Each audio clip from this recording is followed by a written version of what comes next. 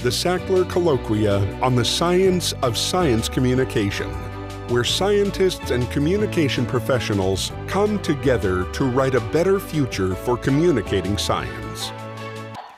The very first panel today is going to be a wonderful panel on the cognitive aspects of how individuals perceive science. So we're going to focus on three different topics: geoengineering, nutrition, and financial decision making.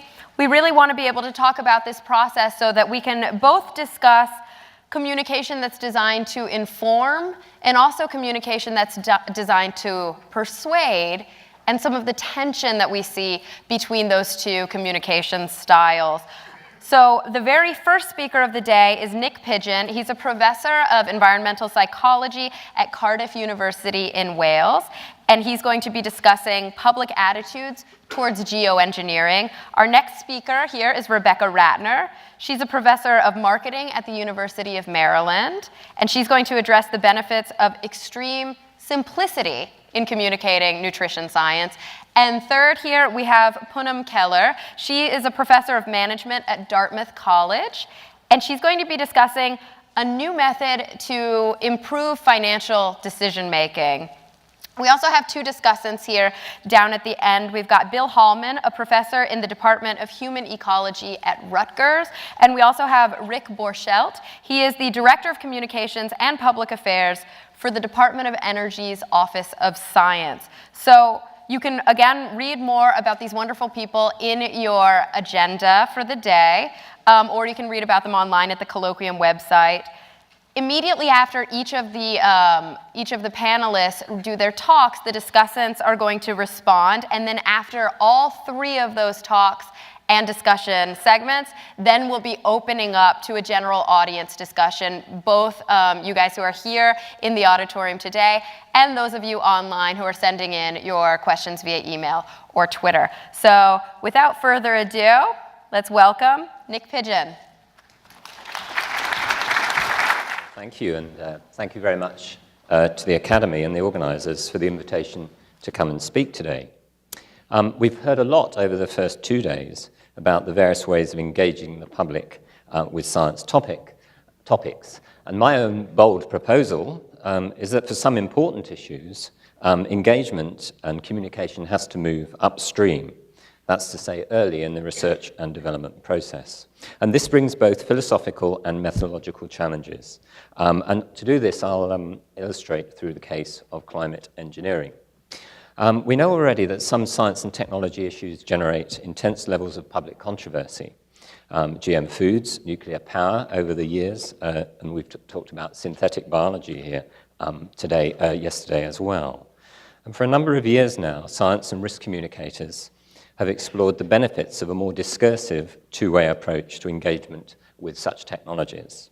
Above all, I suppose we know, and Tom Dietz gave a very good talk at the previous Sackler Colloquium and has a paper in the proceedings which I'd commend to you, that under the right circumstances, public dialogue and deliberation can foster better decisions. I think that's the key objective. It isn't just to persuade somebody about a new technology and that should be acceptable. It's to actually foster better decision-making overall. Now, nanotechnology is the case that's been significant, really, in bringing our thinking forward for a number of reasons.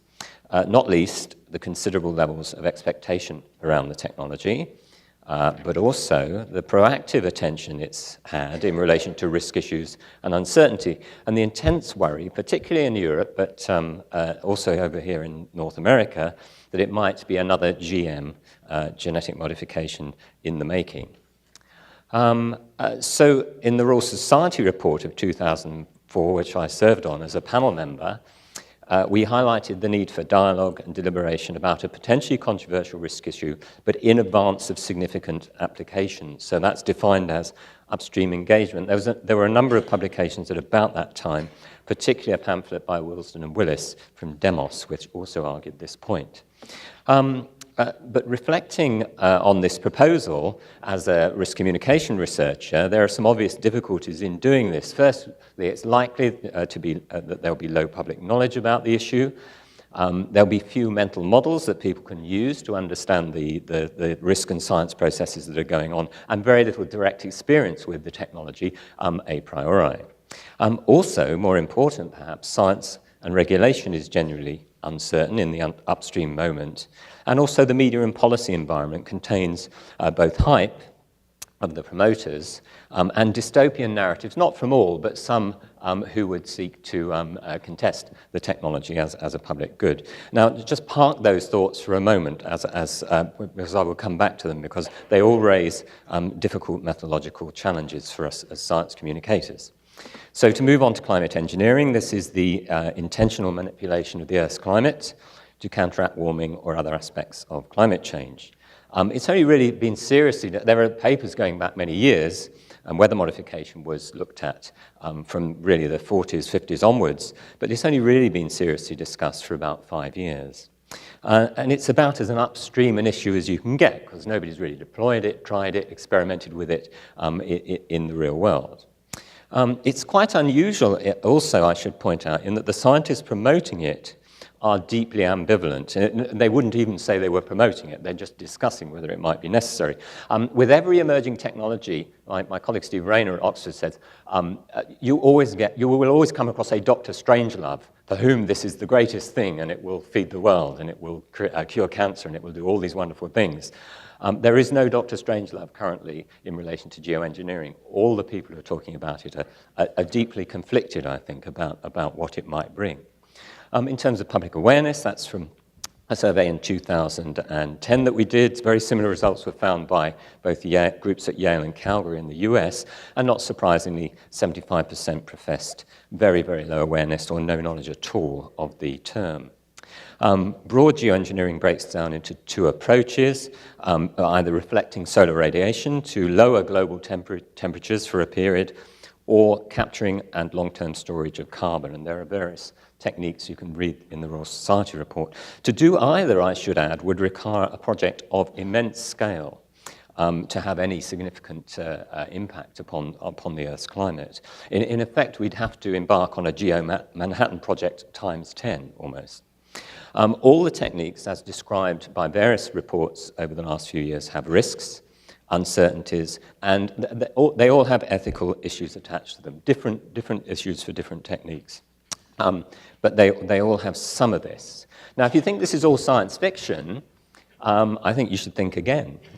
Reports, unconfirmed, in the press last week were that Russia was actually asking for the IPCC to endorse geoengineering rather than just explore it as a potential in the fifth assessment report. And also we know that some scientists have tentatively edged towards research into the issue. And this comes to my case study, an intriguing, the curious case of spice, as I sometimes call it. In 2010, the UK equivalent of the National Science Foundation commissioned a solar radiation management project, the SPICE project. It was quite a large consortium of engineers and scientists. One part of this project involved exploring delivery of aerosols through a 20-kilometer pipe, tethered to a giant weather balloon. And there's a sense in which most of the SPICE project was uncontentious. It involved laboratory experimentation and modeling and background review of really what solar radiation management might do and some of its unintended impacts and risks. But as part of the project, they also proposed a field trial, quite a small exercise, a 1-kilometer mock-up with a small balloon spraying water to answer some very simple engineering questions as shown on the slide. Interestingly, I should point out that the proposal also passed without real comments 2 university ethics boards on the grounds that it did not jeopardize human health, interfere with animals, or have any effect on the environment, which at one sense was true, but clearly given the sensitivities of the technology and its future, that it immediately suggests there's a failure of the existing research governance protocols. The reaction of the press, and not all, but some NGOs, was quite intense when the news leaked out. At about this time, although work here and elsewhere has been thinking about technology assessment that's more participatory, a group of us proposed that governance of geoengineering research should be formed around a series of principles. These are just ideas for discussion. They weren't set in stone, and one of which was that you have to have public participation in decisions. And these have gone into the literature and now known as the Oxford Principles after the location where they were first formulated. Not exactly in response to that, but in response to kind of the potential concerns, the UK Science Research Council instigated a stage gate for SPICE. So SPICE were asked, before the balloon trial could go ahead, they had to satisfy several criteria, one of which was they had to understand how public views had been formed. And that was the point at which my research team became involved. Because they had no ethicists or social scientists involved, we were asked as the communication and deliberation scientists to design a protocol that would take members of the public who, as we knew, would know absolutely nothing about this technology and would allow them eventually to form some considered opinion on whether this field trial should go ahead. So that's the schematic of the protocol we developed. I should add that given what I've said about the upstream moment and public views, this was immensely challenging, both in conceptual and methodological terms. It required intensive piloting, engagement with geoengineering experts, and a stakeholder advisory panel. The challenge was to bring a group of ordinary citizens. We eventually ran 3 full workshops of 10 people for 2 days each, up to speed on the science and ethics of geoengineering on day 1.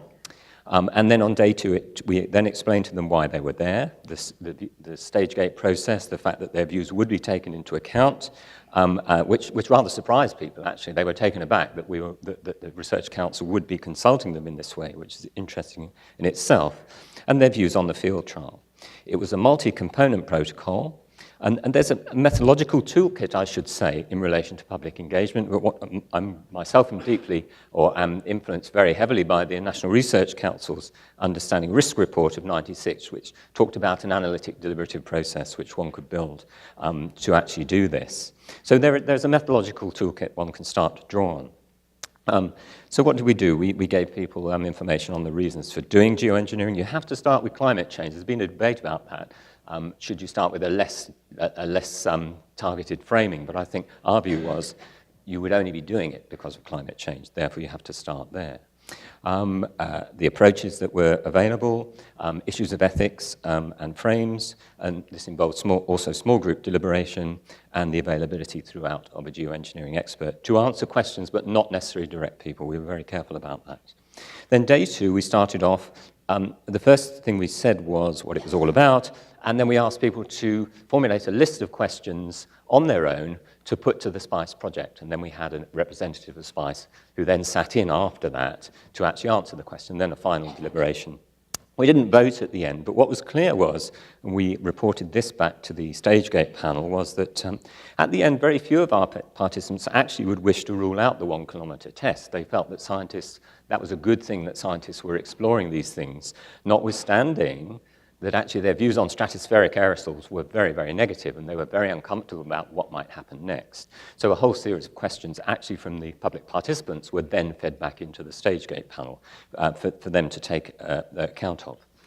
So just to summarize, here's an example of just some of the materials that we had developed over time. And as I say, we used a multi-stakeholder panel and experts to kind of go through this material and try to make it as balanced as possible. And there's a sense in which, and this is my final slide, so I may win the prize for finishing on time, I hope. Good. When I set out to write this talk, this was really the slide I wanted to present, because there are some challenges for public engagement in the upstream moment, I think which have already been touched upon yesterday. So the first one is the issue of framing. It's very important. If an issue is uncertain, intangible, ethically complex, as this one clearly is, how we frame it will matter. So some scientists have been talking about geoengineering in terms of a climate catastrophe. But immediately you talk about that, so it would only be used at the moment of a climate catastrophe. But this is a bit like telling a patient, you've got cancer, you're going to die in 6 months, we have a cure, what would you like to do? And it just puts you in an impossible position. The frame implies the outcome. for most people. So we avoided that. The other frame that's very important for geoengineering, our research has shown subsequently, is whether people perceive it as natural or not. And the unnaturalness of it is critical for the public, and that's going to be one of the points of contestation, as it was with GM, about this technology. People are very disturbed about the thought of interfering with natural systems at a planetary scale in this way. So in methodological terms, we need ways of generating different frames for people to deliberate. Technical, social, economic. The advisory panel helped us here, and iteration, and also, above all, listening to participants, both in the deliberative workshops and in the piloting. My second conundrum is about which citizens take part. We've also discussed yesterday the issue of multiple publics. That's something we take very seriously in our research group, and that's been well known in the risk communication literature. There are multiple publics out there, and we've known this for many, many years. So who represents the public? Our invited jury, who were a random group of citizens brought together in 3 cities of the UK, or those who have a view of, and had they only been told about the event, would have turned up and banged on the door. And there's a philosophical debate now in the European literature between the invited and uninvited publics, and those who are uninvited but have a strong view may well have a view. Or what about publics who might be impacted first by climate change or geoengineering? They don't necessarily reside in America or the UK. They're probably somewhere in the developing world. So how do we actually have a conversation with them? And then finally, citizens are interested in the technology, but I should stress this, and this was something we've learned in the CNS work on nanotechnology over the years. The evidence shows they're most articulate in the societal and ethical questions. That's to say the values that come with technology. So this is one message for the scientists and engineers in the audience that, and again, we've known this from the science of science communication for many years, that just talking about the technology will not promote the right discourse with public participants. You have to think about the ethical and societal questions. And it was the problem of the SPICE team, actually. In all good faith, they didn't think about the societal and ethical questions before going ahead with their proposal. And so the public will want to know about purpose, responsibility, impacts, and uncertainties. Those are the issues that will most concern public participants. So, in my last 40 seconds, science communication has moved on and perhaps has to move on further. I think the challenge for communicators is to respect the science and the public values that permit science to go forward, especially in controversial areas. So thank you very much for your attention this morning. Now we're going to have a brief discussion between Bill Hallman and Rick Borchelt to talk about Dr. Pidgeon's talk on geoengineering. So thanks very much. So I'm already losing the bet, and the bet was whether they'd all finish their slides in the amount of time that they were allotted. So, Nick... 2 out of 3. 2 out of 3. 2 out of 3, okay. So you owe me. Thank you for a really excellent talk. I want to echo just a couple of points. One is this issue of upstream communication, upstream dialogue. I think it's extraordinarily important, particularly for a lot of the technologies that we're involved with. We also need to be really careful about what we do upstream, because what we put in the water upstream, we end up drinking downstream. So we need to be very careful about these kinds of activities, and I know that you are. On the issue of naturalness, we find this in a great number of the issues that we deal with, certainly related to GM, to agricultural biotechnology, one of the things that I've studied. And we have, if Americans at least know anything, they know that there is a balance of nature. We have drilled this into them since the 5th grade. Some of the data that we have, we collected for USDA, 90% of Americans agree that the balance of nature can be easily disrupted by human beings, and 69% told us that they strongly agreed with that. And so we have a kind of overall mental model that people are walking into this with, that if we're not careful, we can screw up, and there are lots of instances that they can draw from to underscore that point. I also think that while this upstream dialogue is extraordinarily important, I would want to bring it back just a little bit to kind of emphasize that we need to have consensus, but so that before we talk about the acceptability of a particular technology, we need consensus that the problem that we're talking about is worth solving. And then, once we get consensus that the problem is worth solving, then we can talk about whether using this particular technology or not is the right way to go about solving that particular problem. And so we need a kind of prior conversation before we get to the actual technology. And then finally, I want to say that because many of the things that we're doing upstream dialogue about are really very unknown to much of the public, we need to be very careful to understand what they're bringing to the party here. In our studies of biotechnology, we quickly realized that the number of people who said they knew anything about biotechnology was vastly smaller than the number of people who were willing to express an opinion about it. And it turns out in the United States and in other places, not knowing a lot about something does not stand in the way of having an opinion or voting. As it turns out. So we need to sort of know what that is, and my 3 minutes are up. So as a small d Democrat, how could I not support upstream engagement and public engagement in general? So as a philosophy, this is it's a brilliant philosophy. There's no getting around it, and it's something that we ascribe to as a democratic ideal. As a communications practice, I think it's fraught with a lot of potential problems. So one of the things that Nick has provided us here is a really wonderful case study of a very particular and peculiar kind of technology. One that requires, as Bill says, that you sort of buy into the fact that climate change is a real problem, that it's going to be Armageddon-like in its consequences, and this is our plan B. We have to do this. And we seldom see this as a necessity presented to us in upstream engagement. So there's no necessity to do nanotechnology. There's no necessity to do synthetic biology. There is, in this framing, a necessity to do geoengineering if we think that this is going to be a particular consequence of climate change. So it's unclear to me, bold as the proposal is, and interesting as the proposal is, whether it's generally applicable to a lot of the science communication and a lot of the issues that we tackled today. And secondly, I think Nick presents us with our own version of a Pascalian wager here.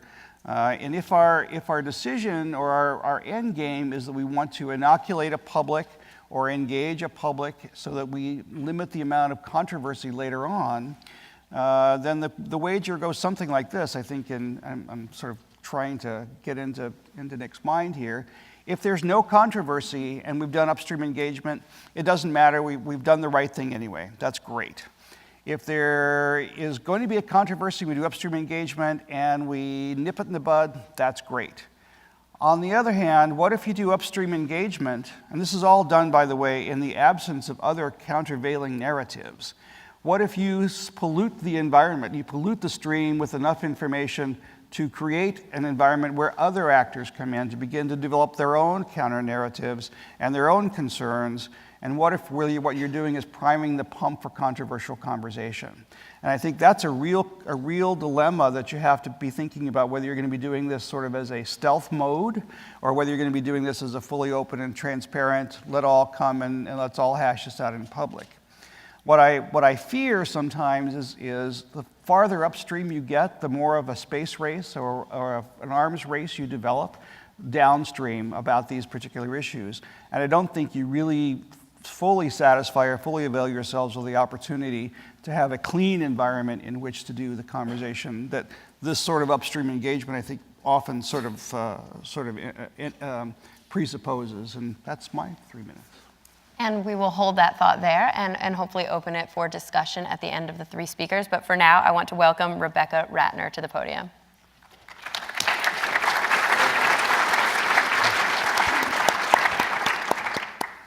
Okay, can you hear me?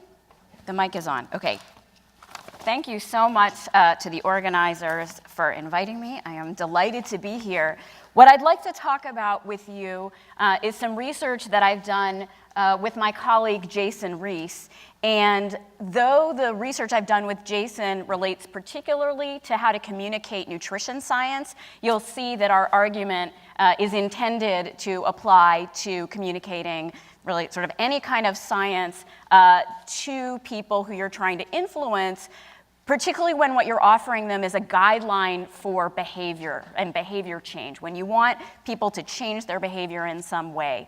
So for example, if you want to help people eat a more healthful diet, what kind of guideline could you construct that will resonate with them and be effective? And our thesis has 2 points. So this is the theme of my talk, is that the guideline must meet these 2 criteria. It must be memorable, and I'll talk about an exception to that in a minute, but it must be memorable by the people whose behavior you're trying to change, and it must be actionable. In other words, they need to be able to know what the words mean. It needs to be doable for them to take the action that you want them to take. And the asterisk that you see there is a reference to Atul Gawande's checklist manifesto, where, of course, he argues that in many complicated situations, it may be very useful because of constraints on human memory. It may be very useful to have a written guideline, a checklist that you would consult. And he finds, for example, that physicians, when they follow a checklist, can actually greatly improve the health outcomes of their patients. So we are not focusing on those situations where people might readily, or I know in the case of physicians it takes a little bit of convincing to get them to use the checklist, but we're saying, what about more common everyday situations where people are not going to be able to consult a written checklist? And food, I think, qualifies really well for that, because most of us are not going to walk around with a guide that we consult each time we make a decision about what food we're going to eat. So as a sort of the motivating example for us, let's think for a minute about the food pyramid that was introduced in 1992. I'm guessing that this is a familiar graphic to pretty much everybody in the audience and the people who are watching online. And it's interesting to ask how well this graphic fits the 2 criteria that we've laid out. So is it memorable? And is it actionable? And I think the general graphic is pretty memorable. But if I take this away for a minute and I said, okay, now tell me how many servings you're supposed to eat in each of those categories, would you be able to list them? Would you be able to remember it? Our argument, of course, it's an empirical question, but our argument is that it's very hard for people to remember. So then we can ask, is the guideline actionable? So supposing you did have people have this little guideline, let's say printed on a piece of paper in their pocket, and they were consulting it over the course of a day, would they be able to act on it? And here too, I think this particular guideline ran into some trouble because people looked at this and they said, well, I'm not sure what a serving is. I don't know what 3 servings of meat, poultry, fish, dried beans, eggs, and nuts is, and it's very hard to keep track of over the course of a day. So in 2005, the USDA introduced a new guideline called My Pyramid that I'm guessing that somewhat fewer of you are familiar with. But this was a pyramid. It sort of took the 92 pyramid and it put it on its side. It added the person going up the steps, which was an important piece because the idea here is to indicate that exercise is a really important part of a healthful lifestyle. So it incorporates that. So then the question, okay, is this memorable and actionable? And you're probably saying, well, I don't even know what it is exactly. And part of the problem here is that you don't have all the information yet about the guideline. To get that information, what you would need to do is go to the website, mypyramid.gov.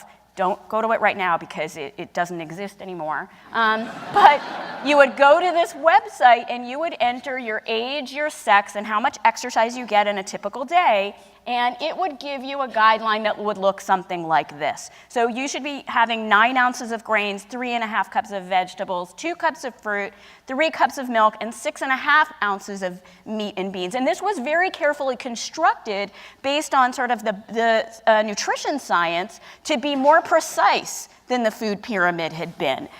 Because here, now you know what a serving is. It's 3.5 cups. Or it's 6.5 ounces. And this is tailored, so it's customized. I think there were about 12 different versions of these depending, as we said, on age, sex, and the amount of exercise you get. But then the question is this memorable? Is this going to be actionable? And we did some studies, Jason and I, to test this, and you may be able to intuit some of this just by having looked at it for a moment yourself. We say, okay, so is it memorable? What we did is we brought people into the lab. We asked them to study that guideline for as long as they would like. They typically spent about 30 seconds studying it. But I think they knew we were going to ask them additional questions about it, so they were studying it. And then immediately afterwards, we asked them, okay, can you please recall the 5 numbers you had just seen, which, the 5 numbers that correspond to those 5 categories? And what we found is that only 19% of the participants were able to recall all 5 numbers immediately after studying them.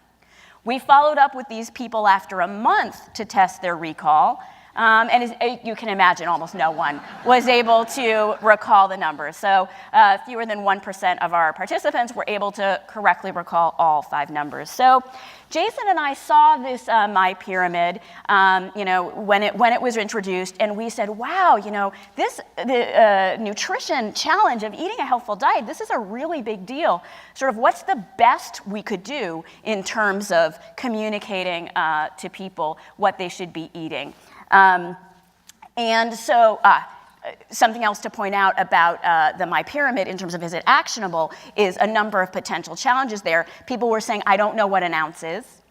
I don't know what an ounce looks like. How many ounces of grain are in this thing that I'm eating right now? Let's say a burrito, a very hard thing to gauge, and again, how to keep track over the course of a day was a real challenge. So we said, well, what would a more memorable and actionable guideline look like?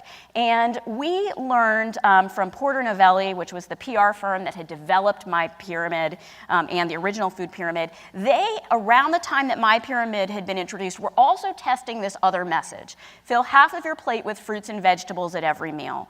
So Jason and I saw that and we said, wow, that's terrific, because that message actually fits with what nutrition scientists recommend.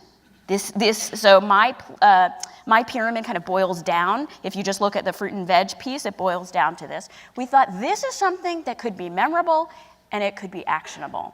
So was it memorable? So we did the same thing. We brought people into the lab. We showed them the half a plate message and asked them to study it. Most people only needed about 10 seconds to study that message. And right afterwards, we asked them to recall the guideline, and 85% recalled it immediately after studying it. Now, you might say, what about those other 15% of the people? They did say something about fruits and vegetables, but it didn't necessarily correspond to a plate. So maybe they said something like, eat more fruits and veg. So we didn't count that. So a month later, we followed up with them. We said, what was that guideline that you had read that said something about a plate and fruits and vegetables? And over half of the people correctly recalled the guideline that they had read. So is this actionable? We've just talked about the memorability of the message, but is it actionable? I think it succeeds on a lot of dimensions. People know what half is. They can roughly tell whether a plate is half full of fruits and vegetables, roughly, depending on how much the food has been processed, I suppose. And a major benefit of this is there's no need to keep track over the course of a day. You're just dealing sort of one meal at a time, one plate at a time. So we think memorable and actionable is important, because if a guideline is not memorable, or it's memorable but it's not actionable, people are just not going to want to follow it. They're not going to be motivated to follow it. So we did some studies where we showed people one of these 2 guidelines, the My Pyramid or the half a plate with fruits and vegetables, and then we tested their motivation, their reported motivation to follow it. And here's just one example of some data that we found. So the dieters, non-dieters, what that refers to is we asked people, to what extent do you generally pay attention to nutrition information? Do you read nutrition labels? Things like that. And what you can see is the half plate message created much more interest among the respondents in adhering to the guideline than the My Pyramid guideline. This was true for the red bars, or the people who are interested in nutrition, but also the people who are not really interested in nutrition. Everybody is more motivated by half plate than My Pyramid. And you can see that the My Pyramid version, even the people, the red bars, the people who said, yeah, I really do pay attention to nutrition information, they were not very motivated by my pyramid. They just didn't really know what to do with it.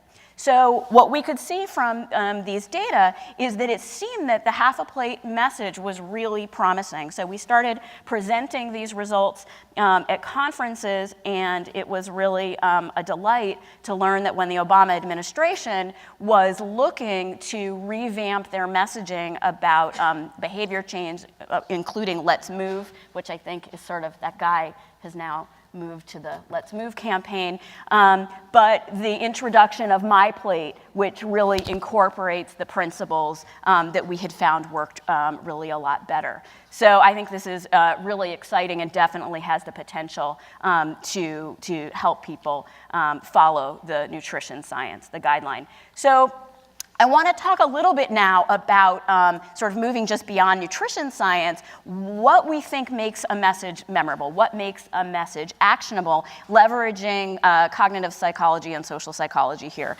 So I want to just briefly mention four characteristics that I think are important for making a message memorable and actionable. It needs to be simple. It needs to be easy to visualize, which picks back up on something that Kathleen had been saying in her opening address this morning. The message should specify when to engage in action and ideally embed triggers that will later cue you and remind you of what the guideline is. And I'll now just very briefly explain each of these. So a message is more likely to be remembered if it is simple. So the classic Got Milk campaign, it's very memorable, it's simple. Stop, drop, and roll. Easy words, easy to understand. Nike's, just do it. So these kind of messages are easy to remember. But it's important that messages not only be easy to remember, but also be easy to do, be easy to follow. So if something is actionable, it can't be overwhelming. And I want to just give you an example from a study that I did with a few colleagues where we presented people with ads. I should say, I teach in a marketing department. So we showed people ads, and we asked them their interest in these running shoes. So these are new 780 Fitness collection, and we either said to people, this is ready for your toughest workouts every day. How will you stay active today? So half the people saw that. The other half of the people saw this message. How will you stay active this week? This collection is ready for your toughest workouts every week. And we asked people, how interested are you in buying this product? And it's always interesting because when I ask people what their intuition is, they say, well, what do you think is the more effective ad? Is it this one with the day messaging, or is it this one with the week messaging? People generally say, well, it's the day one. That's going to be more motivating, right? But what we find is that this is the one that was more motivating overall to people. This is the one they said, I'm interested in exercising in that way because people felt it was feasible for them to do it. I can exercise sort of at least once this week, but you're setting up for me exercise today, that's a high bar. And that was going to be harder for people to follow. So if it doesn't seem feasible, they're not interested. Second point is that the messages that are easy to visualize are more likely to be remembered and more likely to be acted on. So continuing with the Got Milk campaign, I think now when we see milk, we often think of the Got Milk ads. So the milk mustache ads that make it very easy to visualize what is the guideline. It's to drink more milk. Likewise, with the stop, drop, and roll, a really good visual. If some article of clothing of yours catches on fire, what should you do? Well, stop whatever else you're doing, drop, and roll on the ground to try to extinguish the fire. Okay, the third point is it's really helpful if a guideline specifies when to take action. So there's been a lot of research in social psychology on what's referred to as implementation intentions. And what an implementation intention involves is that the individual person, the user, articulates when they will engage the behavior. So this was a study here where people were being given vitamin C tablets, asked to take those over several weeks, and the hope was that they would take them daily. So what the researchers did is, for the people in the implementation intention condition, is they had them say when, in what situation would they take it. So if it's the morning, then I take the vitamin C tablet. So the people in the control group had no such action plan developed. And what the researchers found is that in the control group, roughly a third of the daily tablets were taken, whereas in the experimental group, almost 3/4 of the tablets were taken every day.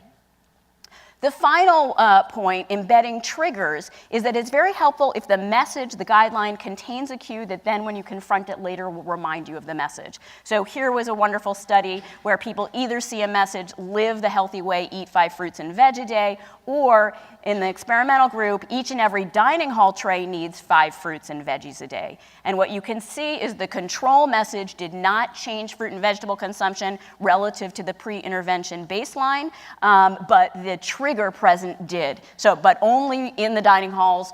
This was for students that had dining halls with trays. There, the tray reminded people to eat fruits and vegetables. So just to wrap up, I think the new MyPlate graphic and message meets these different characteristics, which should contribute to a message being memorable and actionable. The question then that I think we should really be asking in all of our science communication is, does it meet these criteria? Is the communication memorable, and is it actionable? And really important to rely on research, not just your own intuition. So use data to assess what guidelines will be effective. Thank you. Thank you so much, Rebecca Ratner.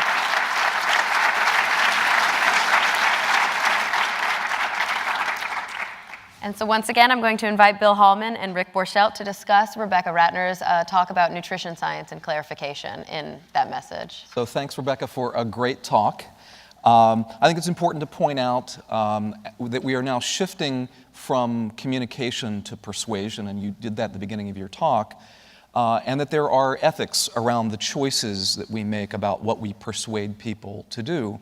And so while I'm all for getting people to eat more fruits and vegetables, I'm not necessarily interested in using the same techniques to get them to adopt behaviors that are perhaps not in their own interest, but in my own interest.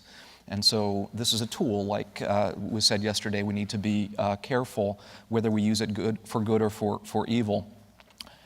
I agree, extreme simplicity makes a lot of sense. I tried to make that point yesterday.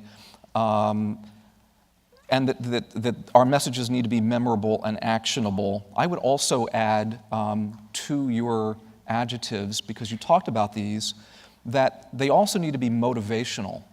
So they need to cue action, and you said that. And part of that, as you also said, is that they need to be plausible.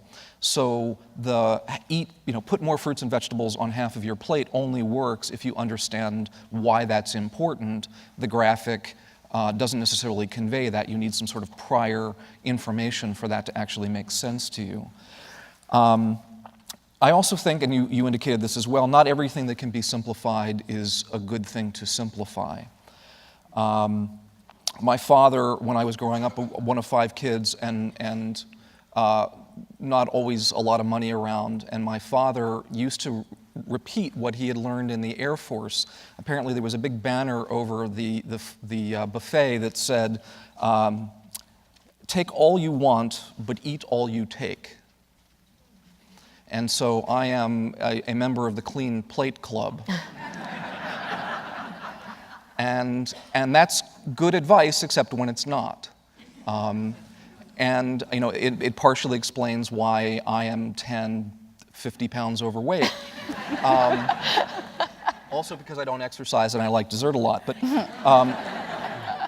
the point is that is something that I learned as a kid that is in the back of my head when I approach eating. And I think that there are a lot of things, particularly in the nutrition area. I'm on the Faculty of Nutritional Sciences at Rutgers as well. We tend to simplify a lot of nutrition advice, and I think dangerously so. There are lots of experts. Everybody is an expert in the nutrition field. So when I hear things or I see things like sugar is death, That's a guideline. I learned at Juniata College in biology class that no sugar is death. But it's simple, it's plausible, it's memorable, it's actionable, and it's just plain wrong. So I'm going to tell you that messaging in science should be forgettable and complicated.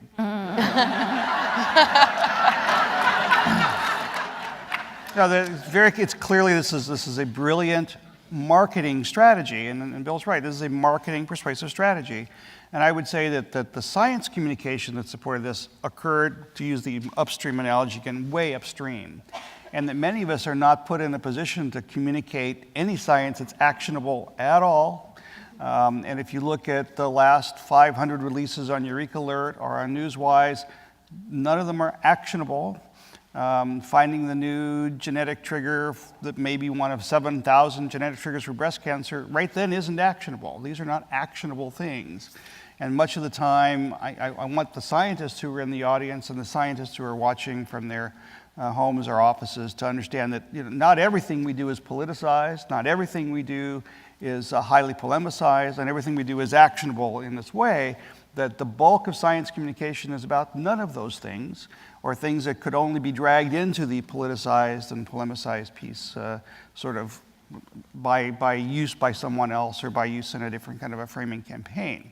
Now, having said that, I think that the actionability is really the issue here, because there's a concept in public communications and public affairs where we talk about constraint recognition being the one thing that keeps many people from acting on any science messages at all. It's like in climate change, for example. Yes, I can believe that climate change is horrible. I can believe that climate change is going to do terrible, terrible, terrible things, and I can't do anything about it. And that gets to the motivational thing that Bill was talking about. But the actionability, the constraint recognition really hits us hard in issues like this, because it hits us hard because people don't often have enough information to be able to determine that they have the ability to be actionable, that there is anything to be actionable about. No one's going to go out and say, oh, I am so passionate about science, I'm going to write a letter to the editor of the local newspaper. That's not the kind of actionability we're really talking about here. What we're talking about, I think, is more likely a situation where the constraint recognition is such that you don't feel powerful enough in your own confidence and in your own understanding of science to be able to engage in a conversation. So that what Rebecca's brought to the table is a place where that conversation has already taken place. This is a duel between two already vetted diets. It's not that the diet itself is contested. These are people who've already decided they're going to diet. They're going to do something. And it's a choice between which of the diets there are. There's nothing contested here, and there's nothing here that you need to make a choice about except which kind of diet that you want to do. There's options, and we have those kind of option things. But this is not the typical situation that we find in science communication. A brilliant exposition, but not really what we do a lot of times in the science communication. All right. Thank you, guys. And now for Punam Keller. All right. I'm going to stand here, and I requested this flower pot. Maybe I can hide behind it if things get tough. I appreciate the opportunity to present my research. I have to admit, just by walking through those doors made me feel more like a scientist than ever before. It's an honor to be here. I'd like to introduce the topics for my session today by telling you a tale of two parents. I was pleased to find that Dr. Sackler was born in Brooklyn, because the scientist on your left was also born in Brooklyn. Dr. Rabi was a Nobel laureate in physics. And I tell you the story based on a quote from an interview he gave about why he became a scientist. And he credited his mom for it. He said, while other Jewish moms in Brooklyn would ask their children, what did you learn in school today? Izzy, as she called him, she'd say, Izzy, did you ask a good question in school today? And that sparked his interest in science. I, too, was influenced by one of my parents, my father, in case you didn't figure it out. He would counsel people during the evenings and on weekends in our house, and my responsibility was to make them comfortable, ask them how they were, and offer them a drink. After 3 months, my grade was a solid B. It seemed like I was terrific at gathering information no 7-year-old should be privy to. But I completely failed to market the drinks. So Dad asked me, well, what do you say? And I shrugged, and I said, well, I asked them, do you want a drink? And he said, aha, that's your problem. You gave them an alternative. You gave them an option. You did not want them to select. So I very quickly figured out a way to not only improve my grade, but also dramatically reduce the number of abstainers by asking the guests whether they wanted something hot or cold, and then whether they wanted tea or coffee, and so on. Of course, people did have the choice to say no, but I have to say, even my little 7-year-old self could easily tally that there were very few people who said nothing. So these two topics, the value of asking questions and what I'm going to call choice architecture, or the way options are designed, can have a big influence in terms of the kind of information people use to make decisions and whether we prompt them to make the decision immediately. Now, most of us, and we discussed this briefly in the prior sessions as well as earlier in this session, are prompted to take actions as the ones you see on the screen before you, and they're supposed to represent science. They're supposed to, this is now totally downstream, so to speak, although I don't like to think of all of us as being down, but yes, we are. And we are given advice. And very rarely is a distinction being made about whether what we're told to do versus what we're asked to do, or whether there's a question about whether we should do something. So we're told to lose weight, we're told to save energy, we're told to volunteer, we're told to save money, we're told to drink responsibly. Raise your hand if you are not doing all 5 of these things. Okay, I rest my case, and I could just stop now, but here's another research communication problem. If you're given 16 minutes, you take the 16 minutes. So let me make a further case for what the essentials are for effective communication. So let's start off with the communication premise, and that is we assume, I'm going to talk just you and me now, not the scientists, you and me, that when there's a gap between our actual state and desired state, we recognize we have a problem. Then we seek information to address that problem, to help us resolve some of the issues that we are concerned about. And once we have the information, we use the garnered information to actually make a judgment, to form our beliefs, our opinions, our attitudes, maybe even our intentions, maybe even take some action. That's an assumption that we make. And I will posit that communication fails when it fails when it does not connect with the person. It is not relevant. They cannot connect it to a problem, a question they have, a goal they might have, a dream they may have. It doesn't seem relevant. It doesn't seem meaningful. So all you see is, you see the communication, and without even asking yourself the question, it's an immediately implicit, subconscious, not for me, just like a lot of the ads we saw previously. It also fails when, despite having learned the information in the communication, we don't use it to make a judgment. We don't use it.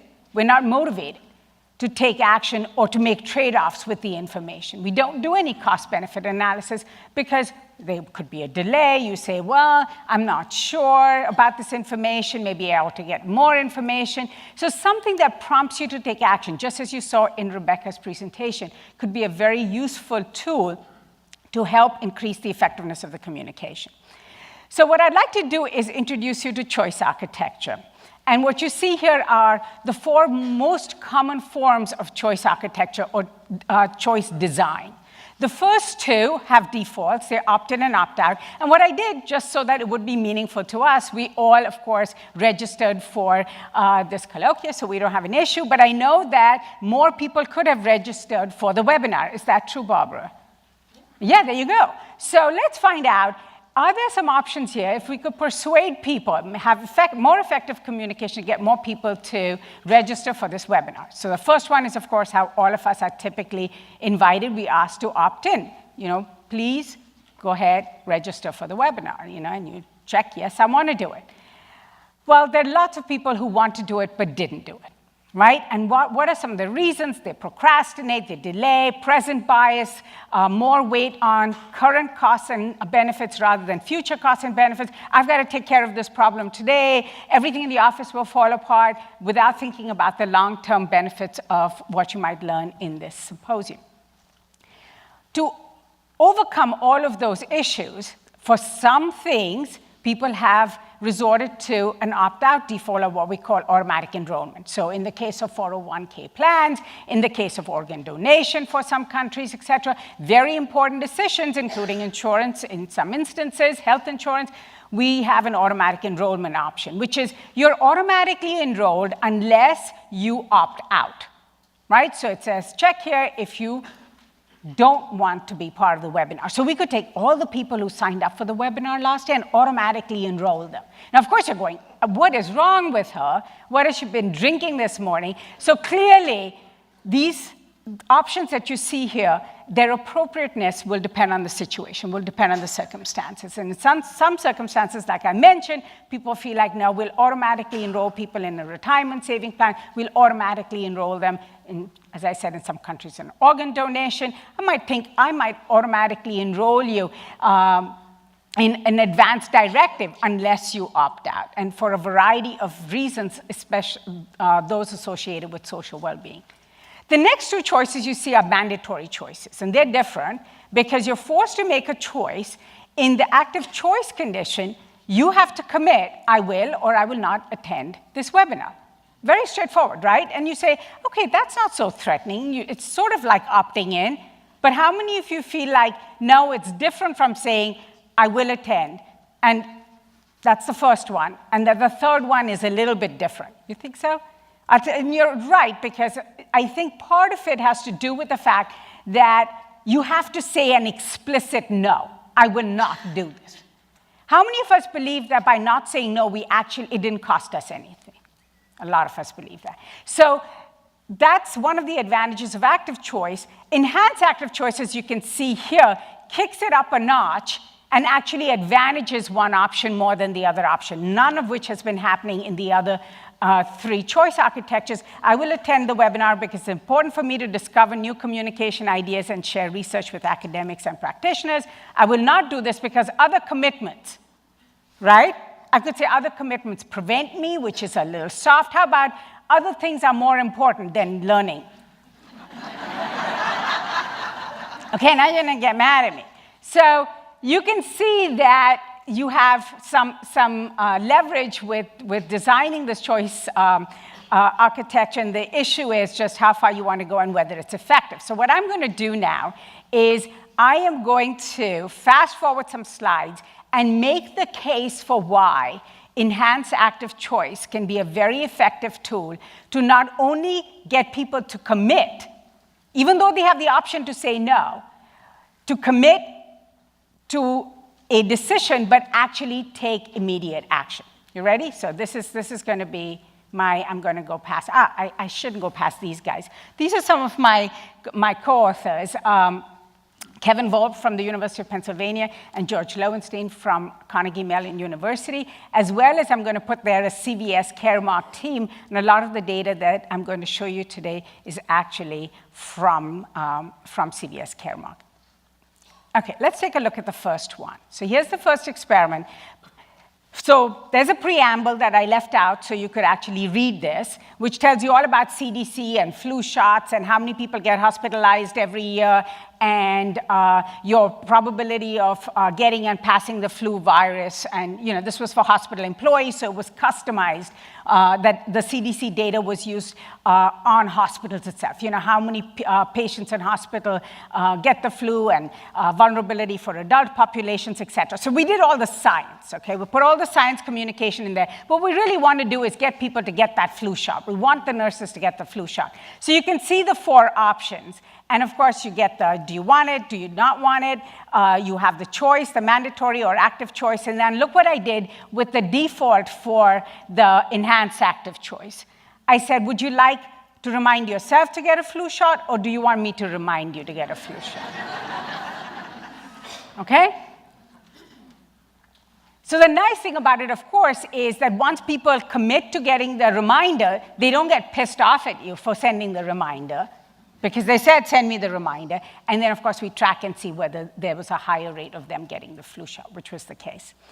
In this particular situation now, I'm going to show you one which is called the other drug problem, which is people are not taking their prescribed drugs. And one of the reasons might be because they don't refill their prescription drugs. So an automatic prescription refill is one solution for this. And what you see on this website, and this is an automatic prescription refill program for CVS Caremark called ReadyFill at Mail. Again, I'm just illustrating choice architecture here for you in this context. You could either just, and this is opt-in, which is what they had in the past, say, Jane Smith, here are your eligible maintenance drugs that you take regularly. Enroll me in ReadyFill at Mail, which is the automatic prescription program. I put a little box to the left and a mandatory choice that says, I prefer to order my own refills. Do you think that's fair? You say either you do it for me or I prefer to do it for myself. Isn't that a natural default? Why shouldn't people just keep saying, no, I'm going to do it myself as they did before, but that's not what happens. So when half the room gets enroll me in ReadyFill at just the one red box, it's about 12.5% actually enroll. When you're forced to make a choice, almost twice as many enroll in the prescription program, because you're questioning, do I really prefer? How committed am I to my preferences or to my priors? In case you're wondering, wow, but you force them to make a choice. Maybe this is all about just forcing people, and it's not about commitment. We get the same results when we actually send things in the mail, and people send stuff back, which they don't have to. They could just toss it. We all toss stuff like this all the time. But they do send it back, and again, a very large percentage actually enroll. So let me show you another one on a voiceover. The opt-in is, if you're interested in this program, we tell you about the program. Press 1 if you're interested, press 2 if you're not. How about the enhanced active choice, which questions the stability of preferences? Press 1 if you prefer to refill your prescriptions by yourself each time. Do you want to do it every single time? Or press 2 if you want us to do it for you automatically. The nice thing about this data is it actually tracks disenrollment, or how committed you are to your decision over time. So we don't want you to just make an impulsive decision. We track 6 months, 1 month, 6 months, 1 year out, et cetera. And you can see that the yellow bars are the disenrollment rates. And they're same for those people who are just opting in versus those people who are given the mandatory enhanced active choice. And the disenrollment rates are 1 out of 5, in large part because people's meds change. Now, this is a little different setting. This is to reduce the cost of your prescription drugs, and it's by switching you from retail to mail. So the opt-in is, you tell you all about the program, and then they tell you, would you like talking to somebody? The enhanced active choice, as you can see, is a little bit different, right? So if you want to pay more and continue making trips, go for it, say 1. If you're tired and you don't want to make trips, say 2.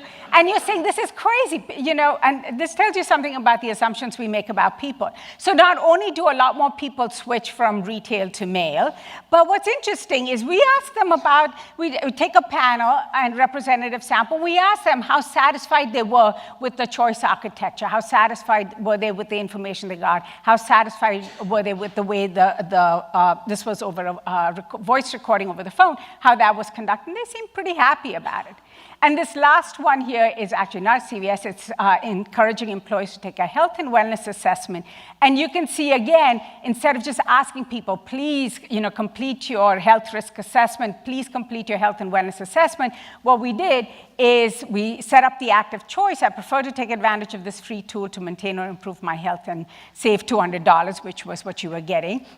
I prefer not to, and decline this opportunity to get help in maintaining or improving my health and well-being. And of course, the lawyers would not let me say, and I don't want to save $200. And again, you see here, this is the data that from the first, from January through September, where there was no financial incentive, 10% signed up or completed the health and wellness assessment. When the board gave a $200 copay deductible, additional 27% signed up. With no additional money and with just a change in the choice architecture, 30% of the hospital employees who had said no twice before or multiple times before completed the health and wellness assessment within a 5-week period. So it has a lot to do with personal commitment. So I'm going to end, this is my last slide, with standing on the shoulders of those who came before me, both in their research practice as well as in this colloquium, where I was listening to all these words yesterday and this morning about how to design effective communication. And you'll see a lot of the characteristics of enhanced active choice overlap with some of the recommendations on this slides. Thank you.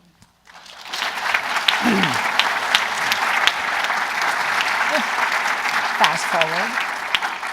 Thank you, Dr. Punam, or Dr. Keller, I'm sorry. And if the gentleman would like to open that up for discussion. She's talking about us. The gentleman. Thank you. That means you have to be a gentleman. I will. I always am.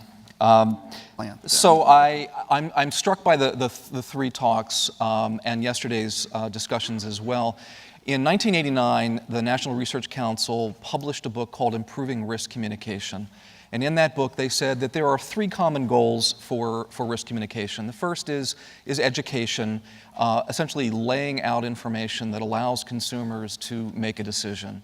The second is persuasion, where we've decided what the right answer is, and our job is to persuade other people to adopt our particular point of view. And that's sort of what we've heard in the last two talks. And then the third one is a kind of dialogue for improved decision-making, and that's what Dr. Pidgeon really was talking about. So where we are now with Dr. Keller's talk is sort of the extreme version of persuasion. And I hope that many of you were thinking, wow, there are some clear ethical issues related to this particular approach. And it is an effective approach, but we have to be very ecolate about this. We have to understand the intended and unintended consequences of these particular approaches. And the first question we have to ask is, if we're going to persuade people, in whose interest is it that we persuade them? And if we're going to choose a default behavior, in whose interest is that default behavior? The standard question, do you want fries with that, could be actually turned around to this active choice, and has in many ways, and that's not necessarily in our best interest. So number one, we have to be pretty clear about what it is that we're trying to get people to do. I would also note, I sat on the Rutgers IRB, that the institutional review boards of many institutions are increasingly requiring opt-in because they don't believe that opt-out or enhanced choice is really informed consent. Now, I will say that for many of the things, financial decisions, for example, the people who most need to understand the most complex information are often in the least position to actually understand it. And so simplifying and creating choices that actually make sense for individuals and for society makes sense. But I also worry a bit about reactance in psychology. So we're presented with these choices, and I can't help but think, and as wonderful as CVS is, that if I were going through that phone menu, I would be pressing 3. 3 for please treat me as an adult and stop patronizing me, because I can make my own decisions, thank you very much. And I would be pressing 3 over and over and over again. So to put this back in one of Dr. Jameson's memes, I think would be, I want to stop climate change because I'm tired of listening to silent movies where polar bears are gasping for breath while they drown. Or I don't want to stop watching black and white movies where polar bears are gasping for life and drowning. And so I'm ready to bring it on. I want more of those. Bring them on.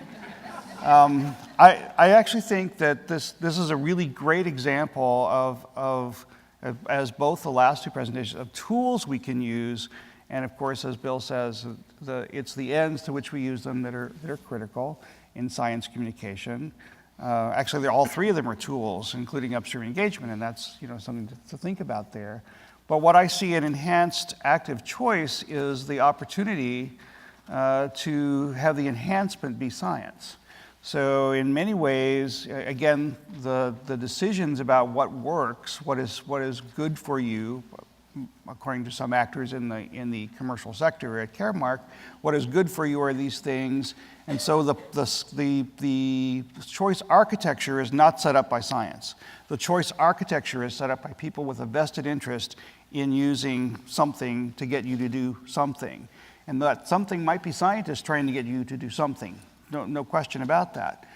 But the issue is about other actors in the non-science sphere, the political actors that we talked about earlier in the conversation today, the political actors using science as the enhancement. And to what extent do we use science in the enhancement of these political choice architectures? And how do we successfully or unsuccessfully use science in that way? My fear, I guess, based on our earlier conversations and what I've heard in the earlier parts of this conference, has been that if we are going to use science in this appeal, what does that do to the credibility of science? What does that do to the trust in the science and the scientists as the acting pool in that equation?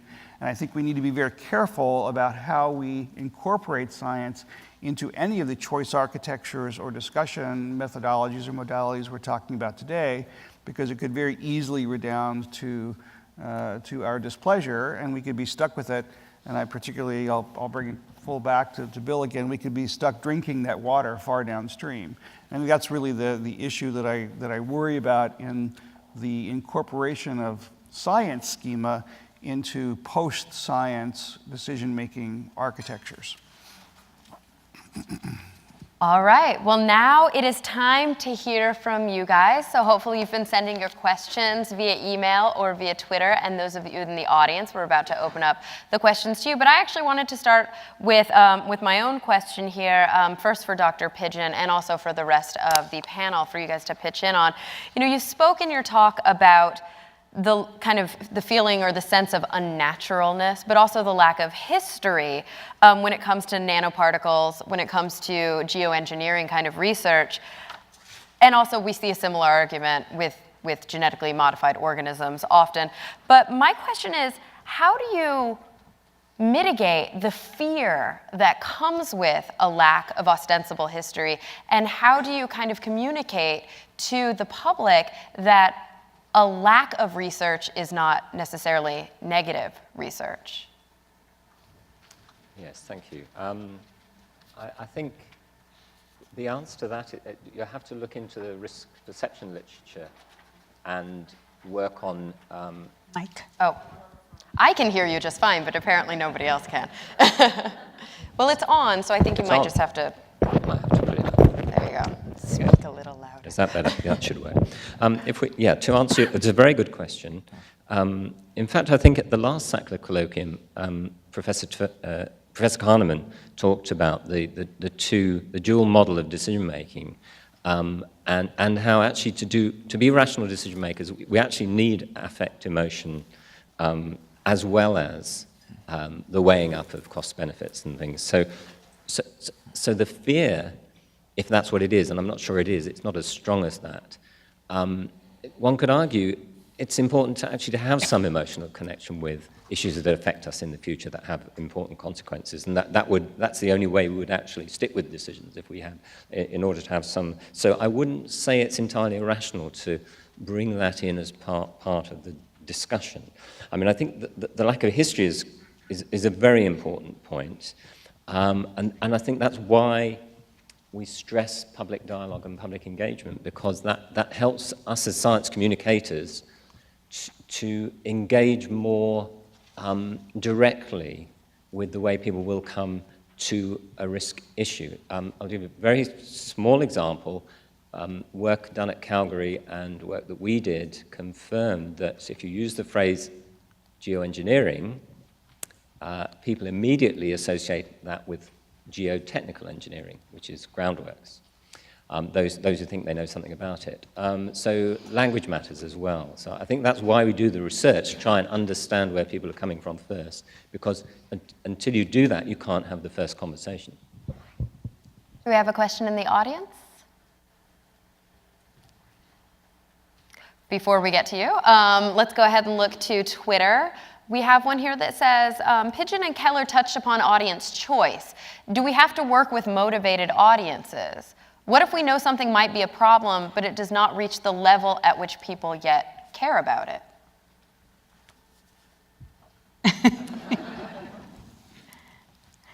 Oh, me? Okay. I think it's a really important point. I mean, most of us are not involved with science in general. And I'm assuming this is about not the people in this room, but or upstream, but downstream audiences. And they're not motivated, as Rebecca mentioned, to attend to information. They don't think the information is for them. It's not relevant to them. And we are all cognitive misers. There is no way we would look at something unless it met an immediate or at least a short-term objective. So I think that one of the advantages of asking a question, just like when I asked you a question about if you were engaged in the 5 things that I showed you earlier, is that it is personal and it is motivating and it is interactive and it is more engaging than just telling somebody something. So I'm hoping that you pick that up as one of the techniques to motivate an otherwise uninvolved audience. Just very briefly on that one, I think if it's a serious enough problem, if we took something like sexually transmitted diseases, let's say, and people who are at risk, maybe a percentage don't know about that, then I think we use very conventional science communication techniques to try and target the audience, work out what the message is. That doesn't necessarily force people to change their behavior, that you won't do that. But nonetheless, you can make a difference by doing that in a short groundwork in both the social science and trying to understand where the audience is. Can I also just weigh in that, with our data, we found that the people who were not interested in nutrition and getting information about nutrition, they showed a bump up in motivation as a function of the half-plate guideline compared to the more complex guideline. So we took that as good news that even people who might not normally care, if you present it in a compelling way, you can get them to care. All right, I think we have an audience question here in the back. Yeah, I have a comment/question about the upstream engagement side of things, which has kind of been touched on already by the discussants, which is it's very important if we conceive this either as some kind of market research exercise where we're trying to figure out, are the public going to object on these or those grounds, and design our framing to avoid controversy and so on, or are we genuinely seeing it as a way of shaping the science and taking on board public values and concerns and so on. And if that is what we're doing, and I think that's largely the rhetoric around this, then the question of who these people are and how they're selected is really central. If we are going to modify the trajectory of an important area of science, we can't just select people in the way that seems to be conventional in these kinds of exercises. It seems to me that people kind of hedge around the importance of this issue. Yes, thank you. That's a very, very good question. I mean, several answers perhaps, but the approach we take is that this is a mini jury that we're trying to convene here. So in the same way as the legal system trusts a randomly selected group of citizens to think about a problem carefully and come to a reasoned decision. That's the way we look at it. Now, one could select in a different way, and there's, as I think I mentioned right at the end of my talk, there's a very, very interesting conceptual debate about the invited versus the uninvited publics. That was brought to notice forcibly about 10 years ago. In Britain, we had an open debate on genetically modified agriculture. A very large national set of events went on. Some of them were open to anybody to take part. Others were closed and much more in the jury model format. And because GM was so controversial at that point in time, the people who arrived at the open events and hit the website and actually voted for or against GM, they had a different set of attitudes or prior set of attitudes to the mini juries that were also convened. Now, the conclusion that was drawn by some was, and it took some careful social science research, which I and others were involved in part of, to actually establish that fact. So there were lots of things being bandied around about the debate, but initially very little evidence. So we had to look quite carefully to establish that properly.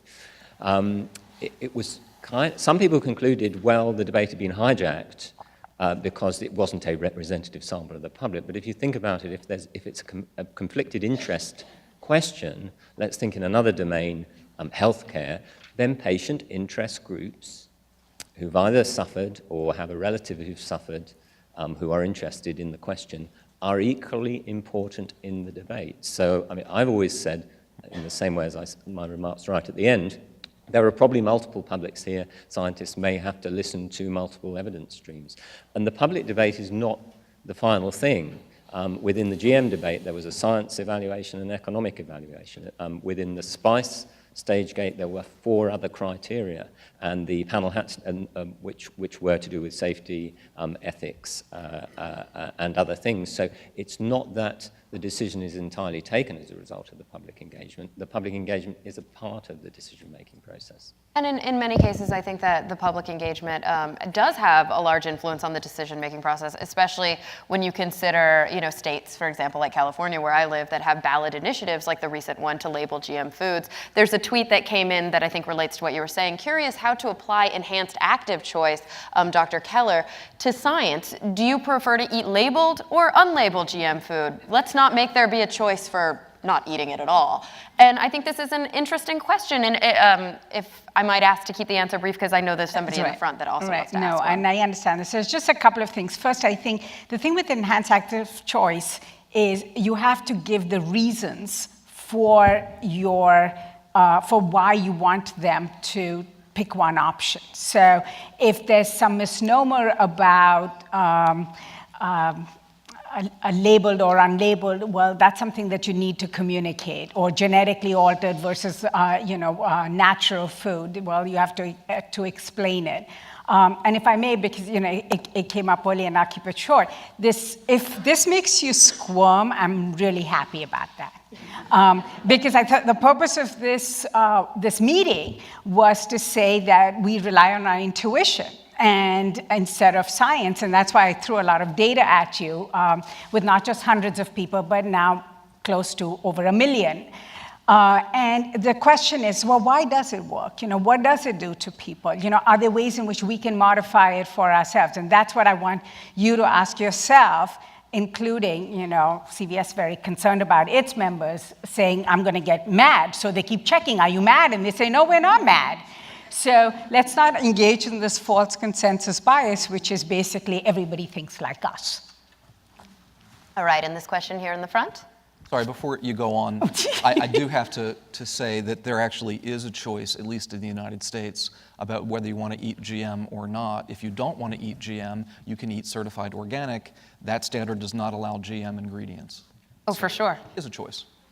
I think that this person on Twitter was trying to ask whether or not we should force that choice. Because as we know, somewhere between 70 and 75% of the food on grocery store shelves is GM. Sorry, go ahead. Hi, I'm Ann Batista. I'm director of the SUN project at Milwaukee School of Engineering. And perhaps I'm in a minority in chafing when I'm given the option to opt out of privacy issues with regards to business transactions. But I see a dramatic contrast between the ideas that have been presented in this panel and the ideas that Catherine Hall-Jameson presented earlier in terms of discourse that scientists should engage in. And my fear is that if scientists opt to take enhanced, I'm sorry, I can't remember the exact way that was phrased, enhanced active choice. Active choices, or phrase their communications in those ways, that very soon scientists are going to be perceived as members of a commercial, or at least a group of people who have perhaps less respect for their audience than if scientists engage in communication in the manner of Catherine Hall-Jameson, where the audience is expected to respond to ideas that, just the facts, pretty much, except, of course, there is a framing of the way those facts are presented, but in essence, one is communicating the facts. So we've got about 1 minute to answer. Really, I think this question between framing things from a journalistic perspective or using persuasion psychology. And I think part of it is, if your objective is just to inform the audience, right, then active choice is irrelevant. It's just when you want people to make an informed choice, when you want them to make a choice, the question is whether it's an uninformed choice or an informed choice, can you use the choice architecture literature and the evidence provided here to nudge them in the scientifically accepted direction? The broader question, I think, is around engagement proper, and I think that really is what we've all talked about. And one of the things that I'm tagging on the first question, not only is the identification of your audience critical, the identification of your listeners is equally critical. And anytime you go into an engagement opportunity not prepared to give as much as you're going to get, you should not be going into an engagement opportunity. It's a no-win situation for both parties. All right, so let's take a moment to thank our speakers and discussants.